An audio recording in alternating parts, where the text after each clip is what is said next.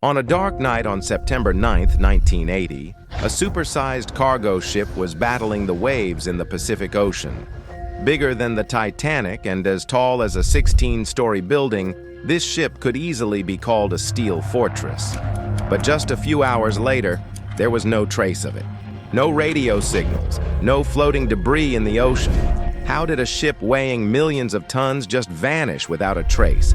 For 20 years, the authorities told the world just one thing, that the ship had simply sunk.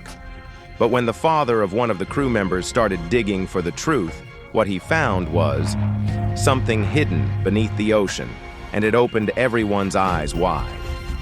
On the evening of September 9, 1980, the massive cargo ship MV Derbyshire was cutting through the deep waves of the Pacific Ocean heading towards Japan. But at the same time, another visitor was coming from the east, Typhoon Orchid, a storm that was getting more and more dangerous by the hour. MV Derbyshire had been on a non-stop journey for the past 8 weeks. After picking up 1,500 tons of iron from Canada's iron mine, it crossed the Atlantic Ocean and Africa's. The ship passed along the southern coast, cutting through the waves of the Indian Ocean, now nearing its final destination.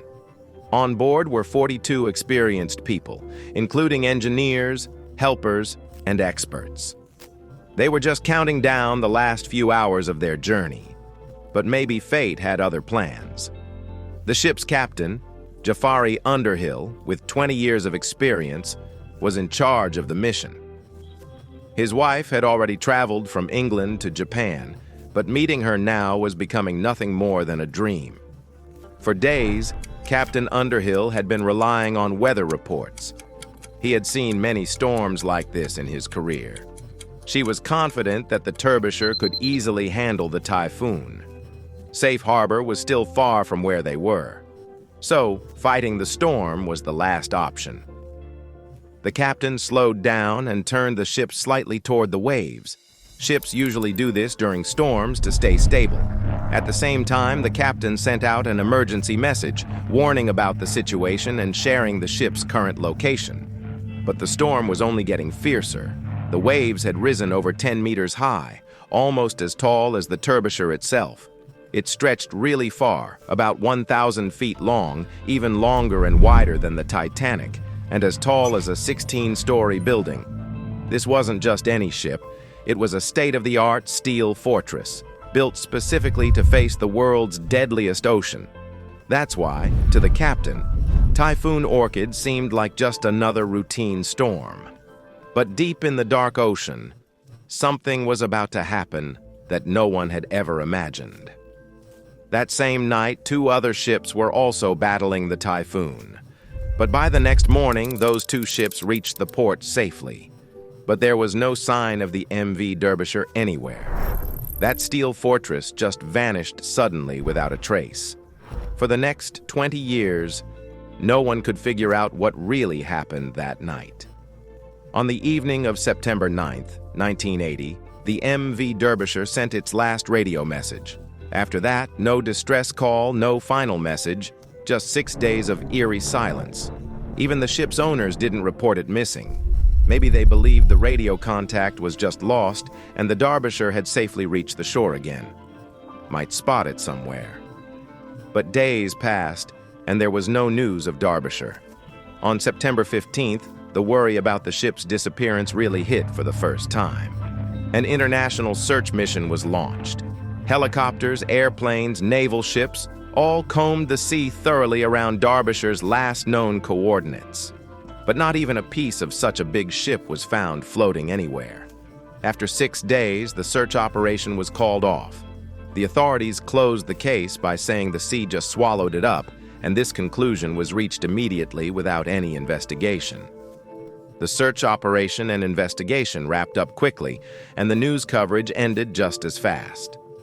The families of the MV Derbyshire crew sent multiple requests, but were only told there was nothing to investigate. The families of the deceased couldn't accept this. They felt like something was being deliberately hidden from them. The MV Derbyshire was a steel cargo ship built just 4 years ago at the famous Swan Hunter shipyard in Britain. It was a ship that could carry over 150,000 tons of cargo, 4 times more than ships from 20 years ago. It could carry a load, but this time, it wasn't just about size. The design was new, and the Derbyshire was an OBO carrier. It was a modern kind of ship that could carry oil on one side and iron ore on the other. The biggest advantage was cutting down shipping costs, so it never had to return empty. If it dropped off oil, it'd pick up iron ore on the way back. In other words, the ship was always moving and making money for the company. Compared to traditional ships, the MV Derbyshire could bring in up to 30% more revenue. It was considered part of the bridge class of ships. Back then, there were only 6 ships like this available worldwide. It was built by the famous British shipyard, Swan Hunter. At that time, the company was facing a lot of challenges because they were up against Japanese and South Korean shipyards, which were building the same ships faster and cheaper. Swan Hunter, once the undisputed king of the shipbuilding industry, was now under a lot of pressure because of these Japanese and South Korean companies. They started cutting costs, and maybe that's where the secret behind the sinking of the MV Derbyshire lies. After this incident, darkness had fallen over many homes. But for one man, it wasn't just a loss. It became a mission. Peter Redyard had lost his young son on the Derbyshire. But Peter wasn't just a father, he was an experienced ship surveyor who had spent his life studying the sea and ships. When Peter took matters into his own hands, he uncovered a shocking truth. Just 18 months after the disappearance of the Derbyshire in 1982, another bridge-class ship called the Tyne Bridge was battling storms in the North Sea when suddenly the ship. Cracks started appearing in the steel ahead of the superstructure. The captain ordered an immediate evacuation, and the crew was airlifted to safety. Saving the ship in this accident was almost like a miracle, because maybe even nature wanted to reveal the truth this time. When Peter thoroughly inspected the ship, he found cracks on one part of the front side. After going through some documents, Majid realized that it wasn't just this ship. Cracks had developed in every bridge-class ship, and these cracks were appearing in the exact same spot. Yeah, and then these ships were quietly being called into ports for repairs. But that's not all. Peter discovered something even more surprising. The ships weren't built according to the original design plans. Some parts had been hastily altered from the original design.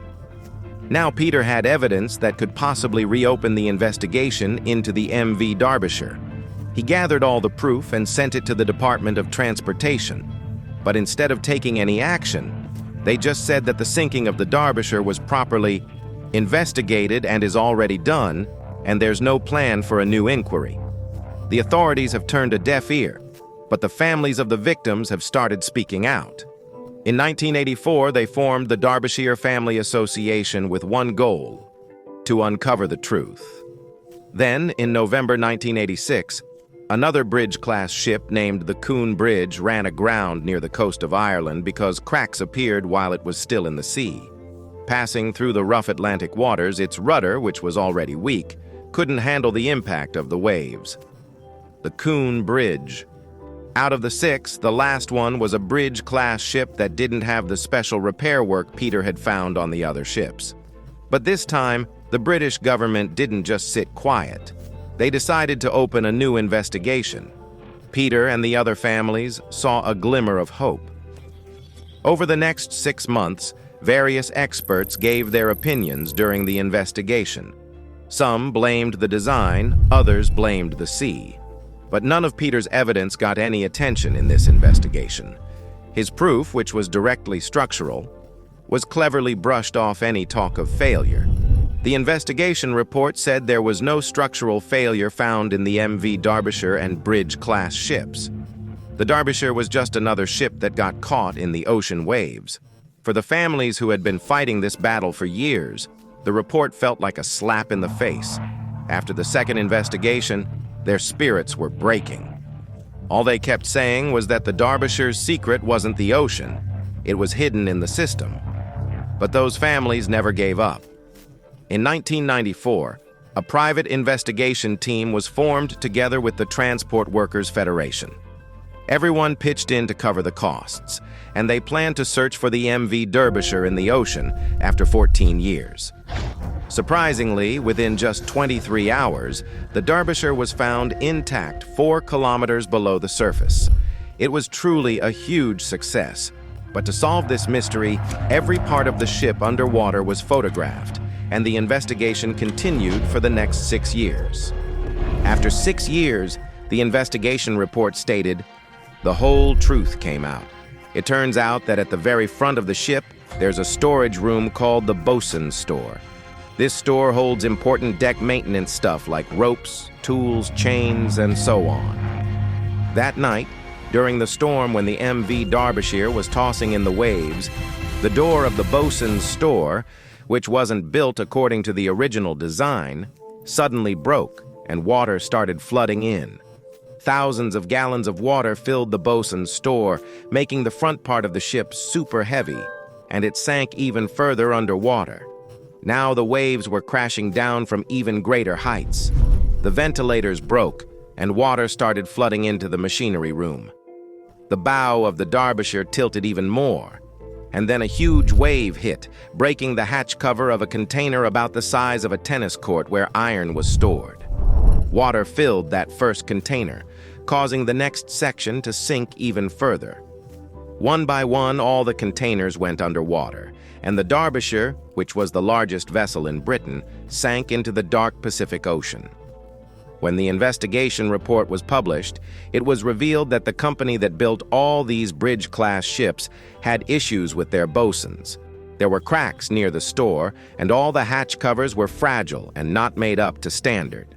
At first, the families thought maybe there was some structural failure in the ship, but the investigation revealed that there was no major design fault. Instead, a bunch of small mistakes caused a mighty steel fortress to sink. During the 1970s, ships used to sink every year.